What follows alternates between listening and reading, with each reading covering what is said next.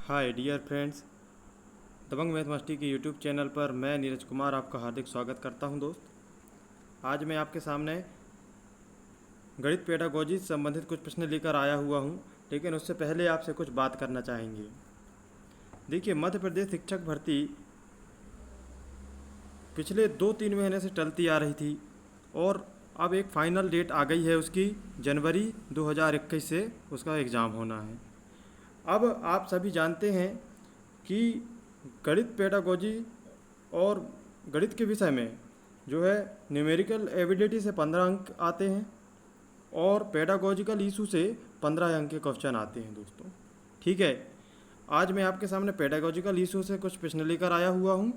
अभी उन्हें देखेंगे और इसके बाद एक वीडियो और आएगी, उसमें भी पेडागोजिकल इशू के प्रश्न होंगे और फिर मैं कुछ दिन से आपको न्यूमेरिकल एबिलिटीज़ पर भी क्वेश्चन कराऊंगा, जो परीक्षा की दृष्टि से बहुत ही महत्वपूर्ण है। दोस्तों, अच्छा, उससे पहले एक बात को ये समझ लीजिएगा कि पेडागोजिकल इशू से 15 अंक के क्वेश्चन आते हैं। इनमें से कुछ प्रश्न होते हैं तथ्यात्मक, जो फैक्ट वाले क्वेश्चन होते हैं। फैक्ट वाले क्वेश्चन होते हैं मतलब जिसका हमें बिल्कुल सटीक एक ही आंसर देना होता है। जैसे कि अगर किसी वैज्ञानिक का नाम पूछ ले, है ना, आगमन निगमन विधि, ये आपको बिल्कुल रटे हुए होने चाहिए दोस्तों, है ना। ये फैक्ट वाले क्वेश्चन होते हैं, है ना। और अवधारणात्मक प्रश्न होता है। दूसरा होते हैं अवधारणात्मक प्रश्न, जो हमारी सोच पर डिपेंड करते हैं दोस्तों, हमारी समझ पर डिपेंड करते हैं, उन्हें हमें समझकर जवाब देना होता है। तो इन्हीं दोनों प्रकार के महत्वपूर्ण संग्रह को लेकर आया हुआ हूँ। और अगर आप इस चैनल पर नए हैं तो चैनल को प्लीज़ सब्सक्राइब कीजिएगा और जुड़े रहिएगा। परीक्षा के कम से कम 1 महीने पहले तक, अभी 2-3 महीने बाकी हैं, 3 महीने लगभग में 3, और 1 महीने पहले आपकी पूरी तैयारी कर दी जाएगी। यहाँ पर पूरा कोर्स करा दिया जाएगा सिर्फ गणित विषय को लेकर दोस्तों, है ना। तो चैनल पर नए हैं तो सब्सक्राइब जरूर कर लीजिएगा। आइए दोस्तों, अब हम चलते हैं प्रश्न की श्रृंखला की ओर और अंत तक बने रहिएगा। और प्रत्येक प्रश्न परीक्षा की दृष्टि से महत्वपूर्ण है दोस्तों, ध्यान से इनका अवलोकन करें और दिमाग में बिठा लें दोस्तों। देखिए, पहला प्रश्न कह रहा है, ज्यामिति की समस्याओं का हल ज्ञात करने के लिए, ज्यामिति की समस्याओं का हल ज्ञात करने के लिए किस विधि का प्रयोग अध्यापक को करना चाहिए, है ना। यहाँ पे मिस्टेक है, थोड़ा ज्यामिति लिखाया है, ज्यामिति है ना। तो ज्यामिति का समस्या जो है उसे हल करने के लिए किस विधि को अपनाया जाता है, आगमन विधि, विश्लेषण विधि, निगमन विधि या व्याख्या विधि। तो इसके लिए दोस्तों विश्लेषण विधि का प्रयोग किया जाता है, इसे याद रखिएगा। ये फैक्ट वाले क्वेश्चन है, जैसे मैंने अभी बताया था थोड़ी देर पहले कि फैक्ट वाले क्वेश्चन होंगे और तथ्यात्मक प्रश्न, अवधारणात्मक प्रश्न, 2 प्रकार के प्रश्न हैं होते हैं, है ना। तो ऐसे प्रश्नों को आपको याद रखना होगा। अब सोच पे डिपेंड भी अभी जो प्रश्न हैं आगे चलेंगे तब देखा जाएगा। तो इसका आंसर होगा ऑप्शन नंबर बी, विश्लेषण विधि। उपलब्धि परीक्षण एवं नैदानिक परीक्षण में अंतर है। उपलब्धि परीक्षण एवं नैदानिक परीक्षण में क्या अंतर है? उद्देश्यों का, प्रकृति का, कठिनाई स्तर का, या इनमें से कोई नहीं। तो देखिए दोस्तों, उपलब्धि परीक्षण और नैदानिक परीक्षण, इन दोनों में क्या अंतर होता है? उद्देश्यों का होता है ना। किसका होता है? उद्देश्यों का होता है। उपलब्धि परीक्षण का मतलब क्या होता है दोस्तों? उपलब्धि परीक्षण में ये होता है कि हम बालकों का मूल्यांकन करते हैं कि वह उस विषय में कितना समझ पाया है, कितना ज्ञान है उसको, कितना ज्ञान हो चुका, यह अपन उसका अवलोकन करते हैं मूल्यांकन के द्वारा। और नैदानिक परीक्षण में क्या करते हैं? नैदानिक परीक्षण में जो है छात्र कहाँ पर त्रुटि कर रहा है, वहाँ उसे कहाँ दिक्कत आ रही है, यह पता किया जाता है। तो दोनों में उद्देश्यों का जो है अंतर है ना। चलिए, छात्र वृत्त तथा गोले की तुलना करता है, वह किस उद्देश्य की पूर्ति कर रहा है? छात्र वृत्त तथा गोले की तुलना कर रहा है, वह किस उद्देश्य की पूर्ति करता है? ज्ञान की, अवबोध की, कौशल की, या ज्ञान उपयोग की।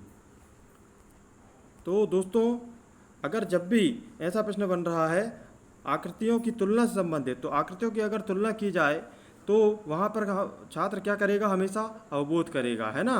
ये वृत्त है और एक गोला, गोला मतलब कि जो गेंद होती है अपनी, है ना, बॉल, अगर इन दोनों में वह तुलना करने लगा, ठीक है, इन दोनों में अगर वह तुलना करने लगा है, जानने लगा, समझने लगा है, तो वह उसके अंदर कौन से कौशल, कौन से उद्देश्य की पूर्ति हो रही है, अवबोध की। किसकी? अवबोध की हो रही है।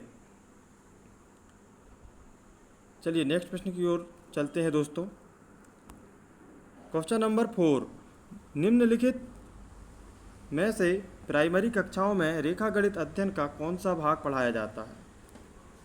बताइए, औपचारिक रेखागणित पढ़ाई जाती है या अनौपचारिक पढ़ाई जाती है, 1 और 2 दोनों, या कोई नहीं? तो बड़े सोच समझकर इसका जवाब दीजिएगा दोस्तों। देखिए क्या होता है कि एक वैन हिले का ज्यामिति विचार है, जिसमें 5 चरण हैं और लेवल हालांकि 4 हैं उसमें दिए गए हैं। तो सबसे पहला चरण होता है चाक्षुषीकरण या मानसिक चित्रण। पहला चरण होता है चाक्षुषीकरण या मानसिक चित्रण, और दूसरा चरण होता है विश्लेषण। विश्लेषण, इसके अंतर्गत छात्र क्या कर सकता है, आकृतियों को देखकर चित्र भी बना लेता है, उनको गुणों के आधार पर जो है उनका वर्णन कर लेता है। और फिर वो आता है अनौपचारिक निगमन, है ना। अनौपचारिक में क्या होता है दोस्तों, अनौपचारिक में जो है छात्र आकृतियों को देखकर नियम और सूत्र बता लेता है, लेकिन सिद्ध नहीं कर पाता। अब आप बताइए, जब छोटी कक्षाओं, प्राइमरी कक्षा की बात की जा रही है यहाँ पे, है ना, तो छात्र कितना सीख पाएगा? बस सिद्ध तो वह कर नहीं सकता प्रमेयों को। औपचारिक निगमन चौथा होता है औपचारिक निगमन। इसके अंतर्गत क्या होता है दोस्तों कि वह पद प्रत्यय प्रमेय सूत्र में संबंध स्थापित कर उन्हें सिद्ध भी कर लेता है। तो ये क्षमता तो प्राइमरी के बच्चे में नहीं आ सकती, है ना। यह क्षमता जो है प्राइमरी के बच्चे में नहीं आ सकती।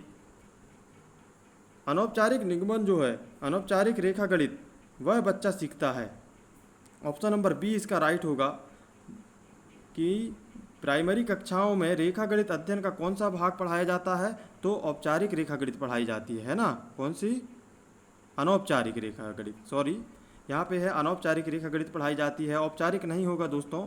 औपचारिक इसलिए नहीं होगा क्योंकि औपचारिक में क्या होता है, यहाँ पर प्रमेयों को सिद्ध भी करना सिखाया जाता है ना, जो कि प्राइमरी कक्षा से बिल्कुल भी मेल नहीं खाता। प्राइमरी में ऐसा बच्चा इतना नहीं सीख सकता। वह इतना सीख सकता है, नियम और सूत्र बता लेगा, लेकिन उन्हें सिद्ध नहीं कर पाएगा। इसलिए इसका राइट आंसर क्या होना चाहिए? इसका राइट आंसर होगा ऑप्शन नंबर बी, अनौपचारिक रेखागणित। चलिए नेक्स्ट प्रश्न की ओर चलते हैं। गणित सभी विज्ञानों का सिंहद्वार एवं कुंजी है, यह कथन किसका है?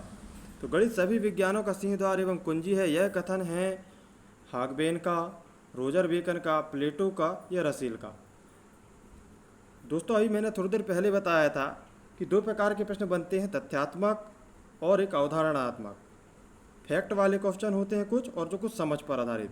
तो ये जो क्वेश्चन है यह बिल्कुल फैक्ट वाला क्वेश्चन है दोस्तों। इसका वही जवाब दिया जाएगा जो सत्य है, बिल्कुल फैक्ट है, जिसने कहा है उसी का नाम बताना होगा, है ना।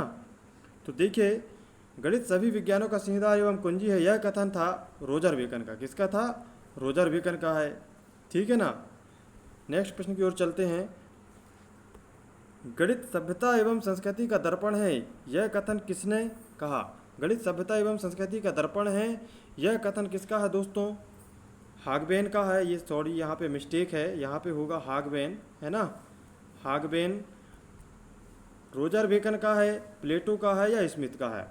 तो गणित सभ्यता एवं संस्कृति का दर्पण है, यह कथन कहा है हागबेन ने। बहुत ही महत्वपूर्ण दोस्तों, इसे बिल्कुल फिट करके रखिएगा इनको दिमाग में। ये तथ्यात्मक प्रश्न है, इनका अपन जवाब तभी दे पाएंगे जब हमने इन्हें पढ़ा होगा, ठीक है ना। और परीक्षा में, हर परीक्षा में ये बार बार प्रश्न बनते हुए हमें नज़र आए हैं, बिल्कुल ध्यान रखिएगा इन प्रश्नों का। चलिए नेक्स्ट प्रश्नों की ओर चलते हैं दोस्तों। अबेकस का प्रयोग छोटी कक्षाओं में किस शिक्षक ने अबेकस का प्रयोग छोटी कक्षाओं में किसके शिक्षण के लिए किया जाता है? गिनती सिखाने के लिए किया जाता है, या बोलना सिखाने के लिए, लिखना सिखाने के लिए, या हस्तलेखन सिखाने के लिए? तो अबेकस का प्रयोग दोस्तों गिनती सिखाने के लिए किया जाता है ना? किसके लिए किया जाता है? गिनती सिखाने के लिए किया जाता है। अबेकस जो होता है ऐसी छोटी छोटी इसमें गोलियां होती हैं दोस्तों, गोल गोल, इसके माध्यम से उन्हें गिनना सिखाया जाता है। इसे छोटा कंप्यूटर भी कहते हैं, है ना? तो अबेकस का प्रयोग छोटी कक्षाओं में किस शिक्षण के लिए किया जाता है? गिनती सिखाने में। Option number A is the right answer. चलिए नेक्स्ट प्रश्न की ओर चलते हैं दोस्तों। निम्नलिखित में से कौन सा मुक्त अंत वाला प्रश्न है? मुक्त अंत वाला प्रश्न मतलब समझते हैं आप? मुक्त अंत का मतलब होता है खुले अंत वाले प्रश्न, ऐसे प्रश्न जिनको हम कई प्रकार से जवाब दे सकें, है ना? जैसे कि अगर आपसे पूछ लिया जाए कि आप एक विद्यालय में प्रधानाध्यापक हैं, आप क्या करेंगे? तो आप अपने विचार रखेंगे, कई प्रकार से जवाब देंगे। मैं दूसरे व्यक्ति से पूछूंगा, वह भी कई प्रकार के जवाब देगा, है ना? इन्हें हम कहते हैं खुले अंत वाले प्रश्न या मुक्त अंत प्रश्न। इन्हें अपसारी प्रश्न भी कहते हैं, है ना? जिसमें व्यक्ति जो है, बच्चा जो है अपनी समझ के हिसाब से वह कई प्रकार से जवाब दे सकता है, वह स्वतंत्र होता है जवाब देने में, है ना? अगर आपसे बोला जाए कि कोई दो ऐसी संख्या लिखिए जिनका योग 10 है, तो देखिए बालक कुछ भी बता सकता है। 2 धन 8 भी बोल सकता है, 1 धन 9 भी बोल सकता है, और 6 धन 4 भी बोल सकता है। तो वो कई प्रकार से जवाब दे सकता है। तो ऐसे प्रश्नों को क्या बोलते हैं अपन? मुक्त अंत वाले प्रश्न। अब आप देखिए ज़रा कौन से प्रश्न में ऐसा दिया गया है। ऑप्शन नंबर ए कह रहा है 2/7 से 7 ज़्यादा क्या होगा? तो यह तो सीधी सीधी बात है कि 2/7 में 7 जोड़ करके आप सीधा उत्तर बता देंगे, तो ये आपका आंसर नहीं हो सकता। ऑप्शन नंबर बी कह रहा है 28, 71, 19, 8 और 17 को आरोही क्रम में लिखिए। तो बिल्कुल आप आरोही क्रम में लिख देंगे, बढ़ते क्रम में लिख देंगे, है ना? ये सीधा सा जवाब है, इसका एक ही जवाब है। तो यह जो है हमारा मुक्त अंत वाला प्रश्न नहीं होगा, यह बंद अंत वाला प्रश्न कहलाएगा, है ना? ऑप्शन नंबर सी में देखिए क्या बोल रहा है, कौन सा बड़ा है, 1/3 या 1/7? आप तो देख के बता देंगे कि 1/3 बड़ा है ना? तो इसका तो एक ही जवाब है, तो यह भी हमारा मुक्त अंत प्रश्न नहीं है। ऑप्शन नंबर डी देखिए दोस्तों, इसमें बोला गया है 2.7 से बड़ी कोई 4 संख्या लिखिए। 2.7 से बड़ी कोई 4 संख्या अगर पूछा जाएगा बालक से, तो वह कुछ भी बता सकता है, 4, 5, 6, 8, या ये भी बोल सकता है 10, 12, 14, है ना? तो इसके कई प्रकार से वो जवाब दे सकता है। इन्हें कहते हैं मुक्त अंत वाले प्रश्न। क्या बोलते हैं इन्हें? मुक्त अंत वाले प्रश्न। तो हमारा आंसर हो जाएगा option number D is the right answer. Next प्रश्न की ओर चलते हैं दोस्तों। वीडियो पसंद आ रहा हो तो वीडियो को लाइक कीजिएगा दोस्तों, और आप हमारे चैनल पे नए हैं तो उन्हें सब्सक्राइब भी कीजिएगा। और इसके बाद मैं न्यूमेरिकल एबिलिटी पे कुछ प्रश्न लेकर आऊँगा जो परीक्षा की दृष्टि से बहुत महत्वपूर्ण हो, और आपको बेहद ही सामान्य स्तर पे समझाऊंगा दोस्तों, जिसमें आपको बिल्कुल भी कठिनाई का जो है अनुभव नहीं होगा। चलिए क्वेश्चन नंबर 9 गणित की भाषा का अंग है। गणित की भाषा का अंग है पद, सूत्र, सिद्धांत या सभी। कौन है गणित की भाषा का अंग? तो गणित की भाषा के 5 प्रमुख अंग होते हैं दोस्तों। तो गणित की भाषा के कितने अंग हैं? 5 अंग हैं, है ना?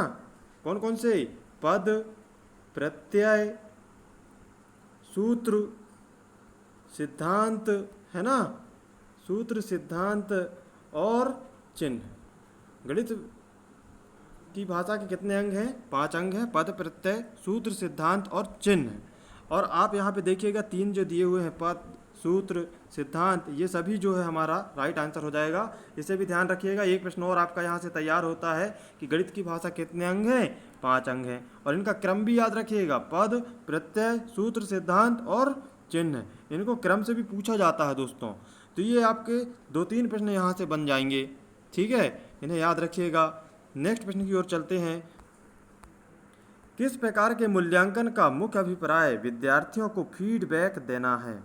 किस प्रकार के मूल्यांकन का मुख्य अभिप्राय विद्यार्थियों को फीडबैक देना है? फीडबैक मतलब क्या होता है? प्रतिपुष्टि देना, है ना। तो रचनात्मक मूल्यांकन, निदानात्मक मूल्यांकन या सारांशात्मक मूल्यांकन या भविष्यात्मक मूल्यांकन, कौन सा मूल्यांकन है? तो देखिए, भविष्यात्मक भी नहीं होगा और सारांशात्मक भी नहीं होगा, ठीक है। बिल्कुल ये प्रश्न से मेल भी नहीं खा रहे हैं। किस प्रकार के मूल्यांकन का मुख्य अभिप्राय विद्यार्थियों को फीडबैक देना है? तो देखिए दोस्तों, इसका सही जवाब होगा रचनात्मक मूल्यांकन। रचनात्मक मूल्यांकन के अंदर ही ये निदानात्मक मूल्यांकन शामिल हो जाता है, ठीक है। इसलिए ये भी कैंसिल, रचनात्मक मूल्यांकन हमारा राइट आंसर होगा। इसके अंतर्गत जो है फीडबैक दिया जाता है, ठीक है दोस्तों। नेक्स्ट प्रश्न की ओर चलते हैं। क्वेश्चन नंबर 11, राष्ट्रीय पाठचर्या की रूपरेखा 2005 में उल्लिखित गणित की लंबी आकृति संकेत करती है। किसकी ओर संकेत करती है? लंबी आकृति, मतलब चेन श्रृंखला कहते हैं जिसको हम, है ना। जो क्रम एक दूसरे से जुड़ी होती है लंबी आकृति, गणित के प्रश्नों से संबंधित है ना। तो किसकी ओर संकेत करती है? चुनौतीपूर्ण समस्याओं को हल करने, गणित के खेलों का सृजन, अनुभव प्रदान करना, या ऑप्शन नंबर डी, एक संकल्पना पर दूसरी संकल्पना बनाना। तो देखिए दोस्तों, गणित की लंबी आकृति से तात्पर्य होता है एक संकल्पना पर दूसरी संकल्पना बनाना, है ना। बालक अगर अपने अधिगम को जो भी वह जानता है उसकी पूर्व जानकारी के हिसाब से वह अगर कोई नई जानकारी को भी खोज निकालता है तो वह उसकी संकल्पना कहलाई, जो एक संकल्पना पर दूसरी संकल्पना वह बना लेता है ना।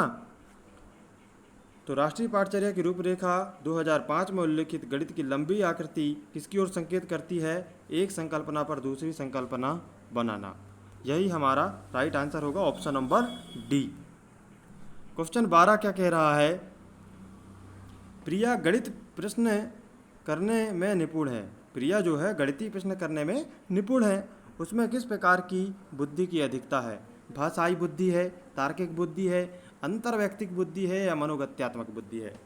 तो देखिए दोस्तों, भाषाई बुद्धि तो होगी नहीं इस, और ना ही अंतर्वैयक्तिक और ना ही मनोगत्यात्मक बुद्धि। इसका सही जवाब होगा तार्किक बुद्धि। कौन सी बुद्धि? तार्किक बुद्धि, ऑप्शन नंबर बी। प्रिया गणित के प्रश्न अगर करने में निपुण है तो उसमें कौन सी बौद्धिकता होगी? तार्किक बुद्धि होगी। और यह प्रश्न परीक्षा में बार बार बना है दोस्तों, इसे बिल्कुल याद रखिएगा। हर बार परीक्षा में रिपीट हुआ है, रिपीटेड क्वेश्चन है, इसे आप फिट कर लीजिएगा। तो दोस्तों, कैसी लगी आज की हमारी वीडियो? प्लीज़ आपका भी फीडबैक हमें दीजिएगा, कमेंट कीजिएगा कि आपको वीडियो कैसा लगा। और कुछ दिन बाद, 1-2 दिन बाद मैं आपके लिए न्यूमेरिकल एबिलिटी पर बहुत ही महत्वपूर्ण क्लास लेकर आऊँगा, जिसमें आपको परीक्षा की दृष्टि से बहुत ही महत्वपूर्ण प्रश्न दिए जाएंगे, ठीक है दोस्तों। और अगर आप गणित में कमज़ोर भी हैं, आपको बिल्कुल महसूस नहीं होगा कि आप कमज़ोर हैं। बिल्कुल आसानी से और बेहद ही व्यवहारिक तौर पर मैं आपको उन प्रश्नों को आपके समक्ष रखूँगा। आप अपना साथ बनाए रखिएगा, चैनल को सब्सक्राइब जरूर कीजिएगा दोस्तों। और प्रतिपुष्टि आपकी बहुत ज़रूरी है, आप ज़रूर अपना कमेंट शेयर करें। कैसी लगी आज की क्लास? बहुत बहुत धन्यवाद दोस्तों।